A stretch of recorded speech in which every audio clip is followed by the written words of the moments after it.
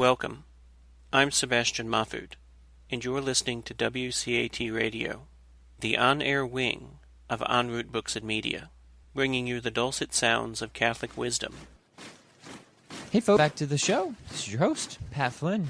I have my all-time favorite guest joining me, my wife, who is actually one of the most popular, so far as requests go for guests. Did you know that? You knew that. I like to hear you say it. It's true. This will be a fun episode because it is going to build on a project that you have done. You have a free ebook called How to Talk to Your Kids About God. And what we have discovered since becoming parents, one of the many joys of being a parent is getting to answer all of the many questions. Many questions. Many incessant questions that our children ask. But children, if you're willing to pay attention, and I'm not saying that this is all of the questions, but a lot of the questions that our kids ask, that children in general ask, are the best questions. Some of the best philosophical questions as well. Now, there's often some other ones thrown into the mix, as we were talking about on the way home. Like deep existential questions such as... I'm not saying it. You can say it. What was the one that they asked? Like, what happens if you put poop in what happens if you put poop in water? So those questions aside, which just ignore those. One could stir on such a thing.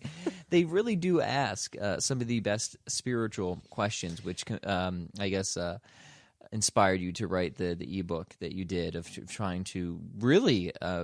It reminds me of one of my favorite quotes from Mortimer Adler, one of my favorite philosophers, when he was trying to define philosophy. And he said, philosophy done well is just asking the types of questions that kids ask and thinking damn hard on them. And I've really enjoyed the challenge that our kids have presented us with the spiritual and philosophical questions that they are constantly lobbing our way. Sure, yeah, I think...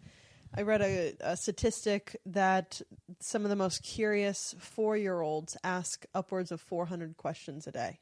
Wow. Now, a lot of them are very nonsensical, ones that are just repeats. They think they're funny, and then you can just kind of ignore those to keep your sanity. My other one, and this happened just on the trip out, is when they will ask a question, and we get excited about it. We'll go for like 10 minutes, and then... And then you realize that they stop paying attention 15 seconds in, and they'll just repeat the question exactly at the end. Exactly the same, or then they'll ask you, they'll ask this really probing, interesting question.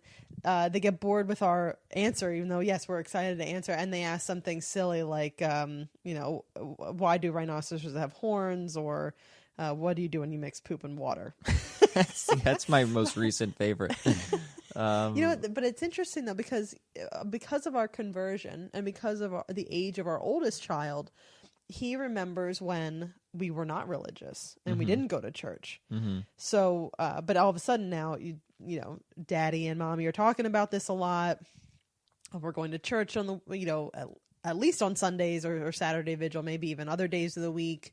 There's religious artifacts in our house.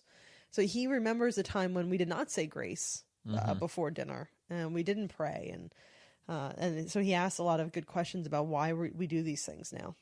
So let's dive into it because I think this will make for a very interesting theological and philosophical conversation if we just try to answer some of the questions that our kids have asked us. Yeah, so I would say too, and one of the reasons the way I formatted the How to Talk to Your Kids About God little ebook was a lot of the questions that the kids ask are really good ones, even if there's a hesitation to evangelize the faith because you're not sure you'd be able to answer these questions. Well, if you get these basics down and the kids are asking these anyway, the book itself that I wrote isn't just for kids. You'll learn a lot. Yeah. Or at least learn how to answer the questions. And maybe you know the answer, but you're not quite sure how to phrase. Maybe you know the answer, but you're not quite sure how to phrase the answer. Because some of these are tough. And they are tough, and you did a really nice job of making it accessible. I don't know if I'll be able to make it like that as accessible as you did. Well, you have to talk. You're talking about it. I had a chance to think and write it down. And yeah. Also, I practice all the time. Because I'm with the kids most of the day, I'm very practiced in answering these questions in a way I know they'll want to listen to. Yeah, so maybe we could play that game, because we'll phrase a question as close to as we can remember how our children ask it, and then I'll try and answer it, as best as I can, and you can try and answer it as best as you can, and maybe we could think of some ways to simplify this for the children, which you already have in your ebook, but maybe we could do that again. Does that sound good? Sure. We just got back from a wedding, by the way, so it's getting late. We're a little tired, but always time for this kind of thing. Always time. And so, all right. First question that our kids have posited. I think we should probably use better grammar than our 4-year-old would use when asking us. He's learning. Yeah, he's learning. He asks. Who is God? What is God? Who is God? What is God? Is Jesus God? Who's the Father? What's the Holy Spirit? I think these all coming together because it's hard to understand the interplay between these three persons. So there's actually a lot of questions there, and one is philosophical and the other is theological. So let me break these two out. So you can get at God through reason alone. That's the philosophical question. Can you discern that God exists? I firmly believe that the answer is yes. You know and learn things about God through reason alone. And when we say reason alone, we mean without revelation, without pointing to the Bible, for example, or prophets or anything like that. Just from pure, deep armchair thinking, reasoning, can we know that God exists and can we learn things about him? That is the philosophical question. And the answer is yes. And then maybe we consider that first. And then there's the theological one. Which can take into consideration revelation and things of that sort. So philosophically, we know God is the sole ultimate reality, the ground of all being. God is where essence and existence coincide. He is the unrestricted act of intelligibility. Obviously, all this should be super accessible to kids at this point, right? I was going to say, you can go even further. He's the unmoved mover, the unactualized actualizer, the unchanged changer. Yeah, are you going to get to the kid version? So of this on answer? and so forth. So the point that we're trying to say, are you going to get to the kid version? So of this on answer? and so forth. So the point that we're trying to say is God is the necessary reality from which all contingent things have not only been created but are sustained. Right, so and you can listen back to the previous episodes that I did on Philosophy Week, especially with Josh Rasmussen, where we kind of unpack the classic philosophical argument from contingency, and not only can reason our way to God's existence, but can learn a lot about him through that, such as that he must be one, that monotheism. So we can reach monotheism, that God is necessarily non-composite. And we can learn a lot of things about what God is not. He's not material. He's timeless. He's changeless. And then we can also learn some positive things, that God is that of which nothing greater could be conceived, meaning he must be all-powerful, omnipotent, omniscient, and omniscient, and omnibenevolent, omni-3. Now we say, well, why is this? Well, because these would be intrinsic great-making properties. By the way, you do such a better job in your ebook. This is not, but we're talking to adults now, and then we'll I think it's important to understand it on both levels. Well, that's what. Yeah. So in the ebook, remember, it's there's the answer, and then there's the kid-friendly answer as well. So I'm trying to just unload everything, and then we'll see if we can distill it. So when we say that God is that which nothing greater can be conceived, we're kind of restricted to intrinsic properties, because everybody could agree, unless they're being insincere, that it is better to be able to do all logically possible things than only some, right? Everybody would agree that is a great making property, or to know only and all true propositions. Again, everyone would agree, rather than some falsehoods. But and some people try to make fun of this, be like, oh, could there be a maximally great, what is the greatest conceivable meatball? So there's a lot of ways that you can get at God's existence and nature through reason alone. That's the first thing that we can kind of figure out about God. But then there's the theological question. And this is specific to Christianity, and a lot of it hinges on Jesus and the historical case for Jesus. Is what Jesus said reliable? Is Jesus who he claimed to be? If so, then this opens up the whole theological realm. You cannot discern through reason alone the Trinity, for example. That is something that is a theological investigation, and I think that's a lot of what our kids were kind of asking, right? They were curious about, the Father, the Son, the Holy Spirit, things like that. And I think the best way to kind of phrase that, like this is one of the greatest mysteries of Christianity. It is a theological question. Is you think of God of humanity. It is a theological question. Is you think of God of as being one what with three whos. It is three persons, not three personalities, and it's relational, which actually really helps on the philosophical question, because we can deduce that God is love, right? That there must be, if there is love in the universe, if there's goodness in the universe, there must be a source from which these things come. Sorry, dogs are barking. Sounds like somebody. Oh well, we'll ignore them. Probably just somebody like taking the TVs and stuff upstairs. Yeah. It's no big deal. So we can discern that God is love, but love almost entails a type of relationship. So the Trinity actually is a theological doctrine that really supports the philosophical case of showing that, and this is why we say the Holy Spirit proceeds from the Father and the Son and the love relationship that they have.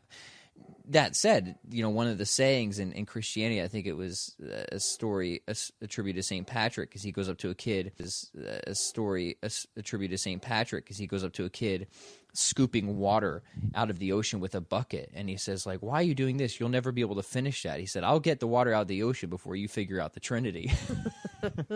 So it is mind-blowing. It's very difficult to wrap really is, and it goes back to the point is, it's worth investigating. It's worth trying to understand. It's something I'm deeply intrigued in, and I think that the simplest way to think of it is one what with three whos. But it also gets to a deeper, more important thing is that, and we said this on your show, which we'll mention. It's a lot more accessible than my rambling. Unless you're a guest. Stuff here, yeah. Unless I'm a guest, which I sometimes am.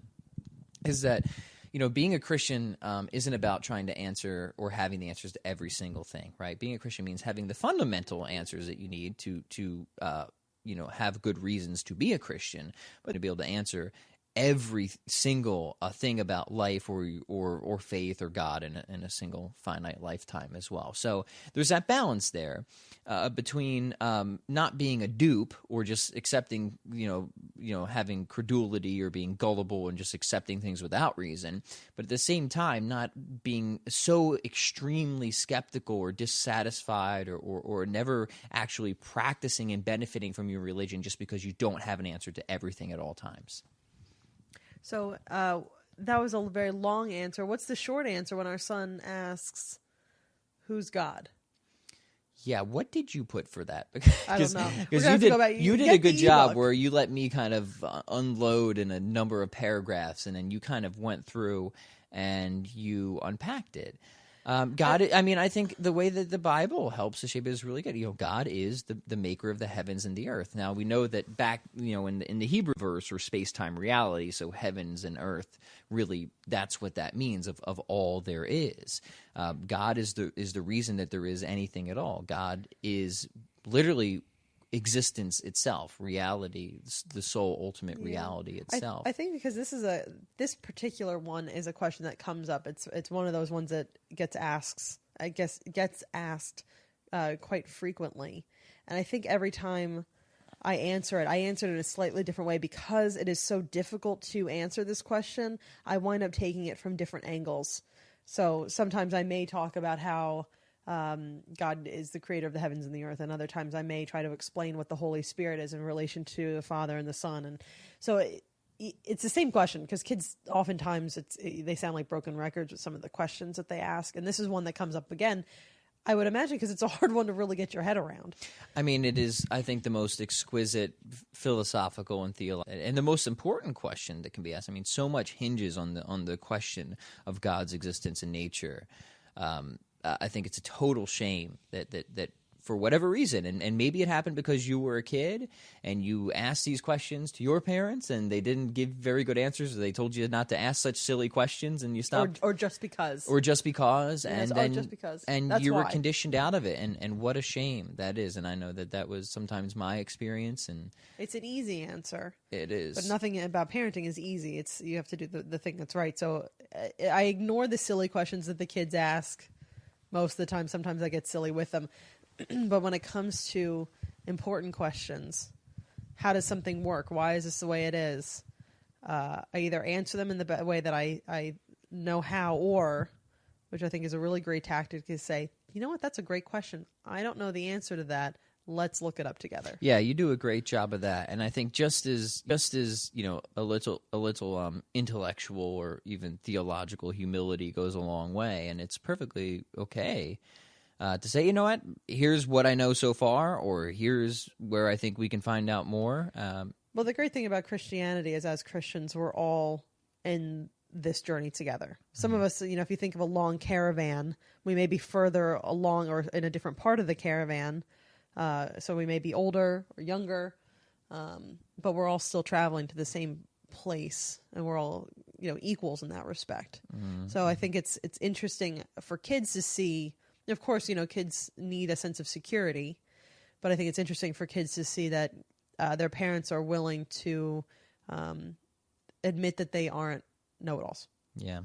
And then we're in this together. So let's go to the next question then. I mean, yes. How and why did Jesus come back to life? And is George Washington going to come back to life someday? Yeah. Okay. So yet another exquisite question. So the thing that really struck me about Christianity when I started studying it seriously is that not only is it a religion that's based on historical data, on actual events, but it's a religion that is inseparable from miracles. As soon as you separate Christianity from the miraculous, you no longer have Christianity. Now, this often makes people really uncomfortable because, modern age, like, miracles, I'm not sure if I believe in miracles, and I was in that position. But that's what makes Christianity so significant, is the entire religion hinges on a historical event that claims that a miracle occurred, that Jesus, as our kids put it, came back to life. Christians would say that and this would be an answer to the question, is God raised Jesus bodily from the dead in a new and glorified form, that the resurrection was literally divine authentication of the claims that Jesus made while he was here on earth. So the answer is that it was a miracle. It was an act of God, that God literally rose Jesus bodily from the dead in accordance with the scriptures. What about George Washington? Oh yeah. I don't know enough. I don't know enough about George Washington personally, but I mean, the Christian faith, the eschatology, and the afterlife is that there will be a new heaven and a new earth. That we do get glorified resurrection bodies. So I think that we can at least have hope that Mr. Washington will see a new form someday, and that perhaps we will all get the chance to meet. Ask him how it was crossing the Delaware. And I don't know if he really did or does have wooden teeth, but I suppose that we can get those fixed up too. Yeah, it was interesting because when this question was posed specifically about George Washington. Well, George Washington led people. He was a good man. That's what the kids know about George Washington. He was a good guy, and he was very important. And that's what Jesus was. He led people. He was a good guy and very important. So does that mean that anybody that falls in those categories will also be raised from the dead just like Jesus? I said, don't hold your breath on that. Yeah, I mean, one hopes that that all will be. And Washington he's actually one of the founding fathers that I have not done too much investigation on. I spent a lot of time on a number of them, Jefferson and Franklin in particular, and Hamilton. But he was, a pious man. There's no doubt, and he knew the importance of religion. That was the fabric that would make sure that America could work and could stay together. And he was quite prophetic in that regard. So My mom is a huge George Washington fan. Huge. Biggest. They're the biggest. They go to Mount Vernon all the time. According to her, one of the reasons that George Washington kept fighting, or said he would lead, was because he loved his home of Mount Vernon so much, and he knew that if he was captured or if they failed, he would never get to see his home again. There's a man that really loved his... Yes, in that respect, you don't think about that with George Washington. When it came to Mount Vernon, that's where his heart was. Yeah, never been. Would like to. It's not that far from us. At some point. Okay, so yeah, but I just want to push that one more time, because you get like the Christianity and water, like the diluted, like I don't want to say the poop and water, as our kids would say, but there's no way around it, folks. Christianity is a religion that you cannot separate from the miraculous. It either is what it is or it isn't at all, and it isn't worth paying attention to at all. And I love that. I love how pressing and urgent that is.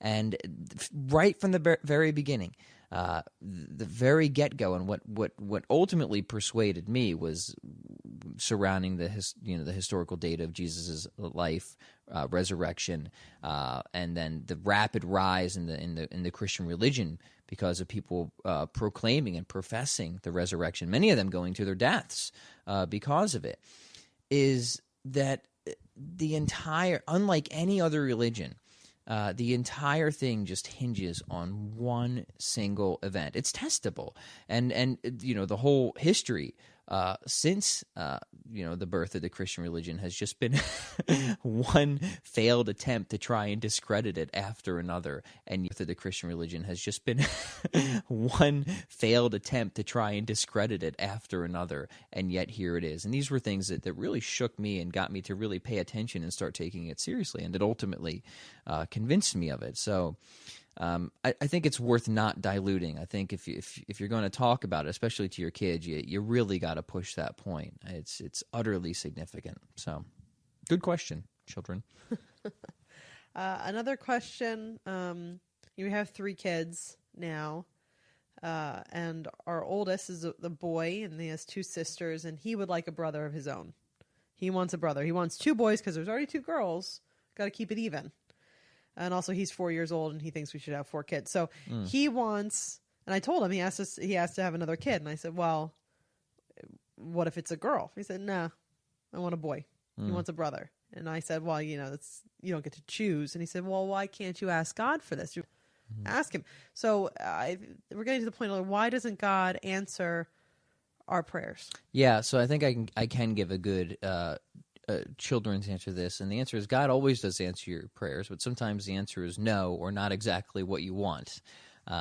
You will always get an answer, but it will be that of a loving good father, of giving you what you need, not necessarily whatever your immediate desire is. And this is always the age-old question, and Jesus taught us how to pray.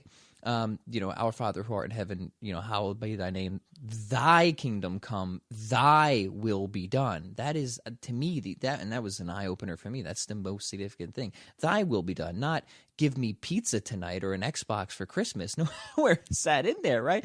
And you got to think about this, right? Is like, we are finite, limited creatures. We don't even know what is best for us. Really, we can't. We feel like it, right? But God, it makes no sense to pray for anything other than what God's will would be, because God wills what is best for us. Now, that might include certain hardships. It might include certain sufferings to bring about certain character traits and virtues. It might not all be, rainbows and unicorns and happy fun times, but we can trust that whatever God's will is, if we're willing to align ourselves with it, to pray that his will be done, that we will ultimately get what is best for us in the end.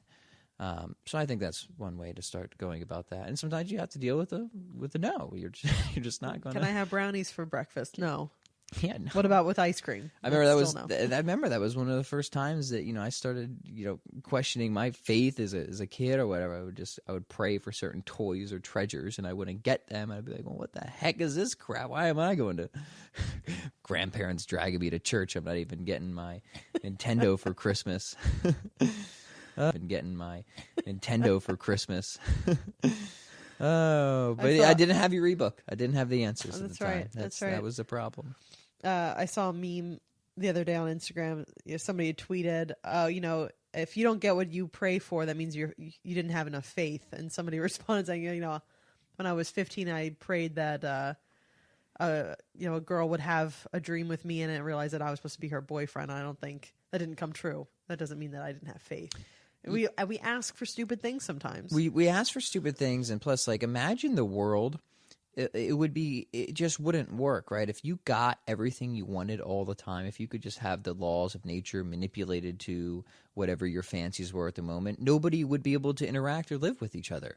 We need fixed, rigid systems for us to be able to interact, to learn things, to really grow. Right? There's nothing to grow if there's never any type of hardship or whatever. So kind of those fixed laws of nature are needed, I would say, for many different reasons. So to expect that they're just going to bend at any time that they happen to be inconvenient to us, or even dangerous sometimes, is asking, I think, a very unreasonable, ultimately illogical thing. So you can trust that God hears and answers every one of your prayers, but that He's going to give you what you need, not necessarily what you want. Well, I will say, I can't remember where I saw this. A saint had said this. If you pray to God and you say, God, if you get me through this, I will do X, Y, Z. If God gets you through it, you sure as heck better live up to the promise that you made. Right? So if you just let me get through this night and I will never drink alcohol again, you should probably do that. That's right. Don't hesitate on that one. And we might get to this too, but we do have this thing called free will, which factors into quite a lot. Yeah, so actually that kind of brings us into this, I think, our final question that we talked about going over. It factors into quite a lot. Yeah, so actually that kind of brings us into this, I think, our final question that we talked about going over was, why does God make bad guys? Mm-hmm. Yeah, I remember when Roan first asked this, I'm like, ooh, that's a good one, because that's the classic problem of evil, right? And this is a question that has always been around. If God is all good and all loving and all powerful, why does bad stuff happen, especially to good people? And there's a couple ways that you can get at this. So especially when it's phrased like that, why does God make bad people? God doesn't make bad people. He doesn't make bad anything.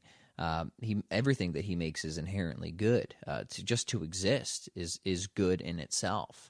But God gives us agency. He gives us agency. He gives us free will. He thought it was worth the risk, and that greater goods could be achieved if certain things could be chosen freely, such as the greatest good of all, love. Love is completely even exist. It's not even possible. You can't even make sense of it. So it makes sense why free will exists. Obviously, there's such goodness, there's higher goodness that can come out of free will that just cannot be achieved otherwise. But there's a problem with that. As soon as you give people the option to choose right, you have to also allow for the option to choose wrong. If that isn't there, then again, it's not really free will. So God doesn't create bad people, but He does create people who have the option to do bad things. And that's the first thing that needs to be understood, is anything created is not inherently bad. That needs to be clear right off from the start. And in fact, the better something is, if it goes wrong, the wronger it can go, right? Like if there's a cow, a cow's fine, it's good. I like cows, but if a cow gets in a mood, it doesn't even have the same type of agency. A cow can't go that wrong, right? A dog might be able to go a little bit wrong, or a human could go really wrong, especially a kind of a dumb human could go pretty wrong. A genius human could go really great or terribly wrong. Then imagine like a super being, an angel, say, either incredibly good or incredibly wrong. So almost the better something is, the more risk is entailed with it, to the extent that it has free will. So let that thought run around with you this evening. That's very good. And the other part of that too, when it comes to the problem of evil, is realizing that there really is no contradiction between an all-loving God and an all-powerful God in the existence of evil and suffering. So long as there is just the possibility that some greater good could be achieved by God allowing evil and suffering and people to make bad choices. As long as that possibility is even there, then there's no logical contradiction in this problem. There's no reason that we think these things can't coexist. And all of us, I'm sure, can think of instances. We may not be able to make sense of it in every instance. A lot of us see a lot of suffering in the world. We just say, we don't know how that makes sense. We don't have to know how it makes sense because we're not omniscient. We're not God. We can't expect to have the answers. But I'm sure we can all think of examples in our own lives and the lives of others where something really hurt us, something was really traumatic at the time, something really went bad, and at the time we thought, why is this? Why is God letting this happen? This makes no sense. And then we can look back on that time, we can say, you know what? I get it now. That's why that happened. And I can think of at least 5 instances in my life, very traumatic instances that I, would maybe shake my fist at God at the time. But looking back, I can see how that helped shape me for the better in some way, whether it was helping to develop some virtues or make me a more compassionate person or reflect inward spiritually. Sometimes a lot of the suffering and evil that goes on, when you're looking at it, in your comfortable chambers of an academic ivory tower, you think, very logically or whatever. But when you actually experience suffering and evil, it often invites great opportunity for spiritual strengthening and reflection. And I think we have some empirical data to show that too. A lot of countries, after they go through, or areas that they go through tremendous pain or suffering or even natural disaster, we see a surge in spirituality and religion that, okay, there is some type of greater good that can at least be achieved here. So I think you get rid of that logical contradiction, but then you can start to reflect on the emotional side in your own life too. And ultimately, I know you want to add something here, but ultimately I think the best answer for the emotional problem, and let's be honest, most people aren't really held up on the logical problem. It's not really a logical problem. It's not ultimately a very good argument from that side, but it hits people in the gut when they see bad things happening, especially to people that they feel are undeserved. And to that, I think the answer is absolutely found and reconciled in the person of Jesus. But we've already gone on for a few minutes, longer than I expected. Well, you were going to add something to that, though. I was also going to say, you could look back, everybody can look back and see, why did this happen to me now? And then you look back and you're like, oh, I get it now. But as uncomfortable as a feeling as it may be, your whole life could be like that, right? Like God's playing the long game. Mm-hmm. So, your life may be one that's just sacrificed in order to bring greater good to others, where you never feel that sense of looking back, suddenly things are better. You mm-hmm. may get that in the afterlife. And I think that it's really important to have that sense of perspective too, right? So heaven is eternity, okay? Earth is finite. It is inconceivable, no matter how much even if you suffered nothing but pure suffering for 100 years on earth. Now, God forbid, we should never want that to actually happen to somebody, right? But I'm just trying to zoom out and get a sense of perspective here. Even if you had 100 years of just pure, merciless torture, just the worst inconceivable pain, but then you have an eternity of bliss, that eternity completely blots out those 100. It's not even comparable. It's not even comprehensible to even make it compare, right? So I think it's really important and it's not something that we can fully understand while we are still in this finite realm. But, those Christian virtues, one of those theological virtues, right? Because it does help us to get that sense of perspective. And even though we might not be able to see all the reasons now, and you brought up a good point, is sometimes what happens to us is not just for us, right? It's relational. Humanity is relational, just like God is relational, both within the Trinity and with his creation. Sometimes things happen for certain people that have effects on other people and have an enormous rippling effect, a cascade effect. I mean, you hear stories of things that happen to people who have been dead for centuries or thousands of years that might change your life today, right? And there's no way that we can ever know in our limited knowledge of things how any one event in the world could possibly affect any other events. They call this chaos theory, where a butterfly can flap its wings and somehow down. They call this chaos theory, where a butterfly can flap its wings and somehow down the line that actually leads to the creation of an enormous hurricane. Imagine that with events in people's lives. We just cannot possibly know how any event will ultimately play out, or how many times it will play out, or how many people it will ultimately affect beyond ourselves.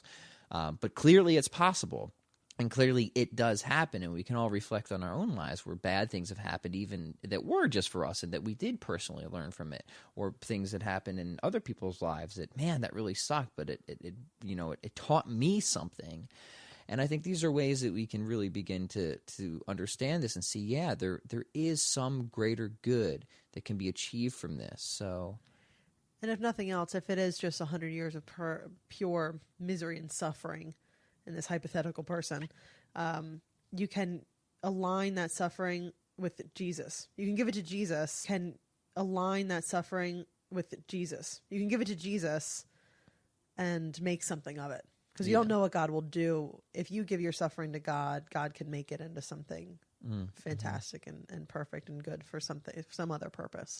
Yeah, and we can all think of examples where suffering does bring about some greater good. I mean, the gym, for example, to use a really, really trite example. Right. Where some type of short-term sacrifice or suffering for a long-term gain. Now magnify that on the times a million on the spiritual level, which is exactly to your point, dear wife. I was going to say one more thing about this, but it escapes me now. It was all that Pinot at the wedding. You didn't have any. That's right. I had beer. You did. That's I'm right. watching you. That's Don't right. think I don't know what's going on. You had the Pinot. I had the Pinot. I had the 4% alcohol beer. Brewery and Rural. Brewery. New Glarus is a Wisconsin brewery, and it's one of these. It's got a pretty cult following out here, and I would say it's rightfully so. They make very good beer. But they don't sell it across state lines, and if you try and bring it across state lines, they will hunt you down. Oh yeah, they get you. Yeah, if you try and sell it across state lines, we could obviously bring it home. But yeah, they are adamant about that. So anyway, check out New Glarus if you're out here. We got off topic a little bit. So these are some really good questions, right? These all literally came out of our kids' mouths. Yes, and these are deep. This is just a few of the many good ones that they asked. Important questions. So this is good. Let's wrap it up now, but I want to make sure people can go get the ebook because the answers are much simpler. You do give a bit of a longer form answer. So right. Hey, here's some deeper context, and then here's how you can explain it to your kids. It's called How to Talk with Your Kids About God. They can get it right at your web. Talk with Your Kids About God. They can get it right at your website, thecatholicmama.com. MAMA for mama, thecatholicmama.com. So, folks, definitely go pick that up. It's a wonderful free resource. I think even if you don't have kids, if you enjoyed this episode, you will enjoy reading through that ebook. A lot of great questions in there, and if you do have kids, you've probably been hit with some of these questions before. And if you haven't, why don't you ask your kids these questions and see what they think? Mm-hmm. And then you can bring it back around to the philosophically or theologically true answers. So head over to thecatholicmama.com. The ebook is free to everybody. We'll link it in the show notes, and hope you enjoy. And if you like this episode, do us a favor, hit subscribe, leave a review, and we'll what we'll do if you like this episode. Maybe we can actually try and get the kids on. If they can sit down enough and actually they can. It would be a short episode. Yeah. And there'd be a couple of poop questions. Yeah. There'd be a couple of poop questions. Yeah, for sure. We might wind up with the explicit rating. Hopefully not. Hopefully no profanities are coming out of our kids. They're silly, but they're not profane. Not yet. So. Anyway, folks, thank you as always. Please do rank, subscribe, share this episode with people you think will be helpful. Go over, check out the ebook, and we hope you enjoyed the program and will join us back for another show on WCAT Radio. This is Sebastian Mahfood. Good day.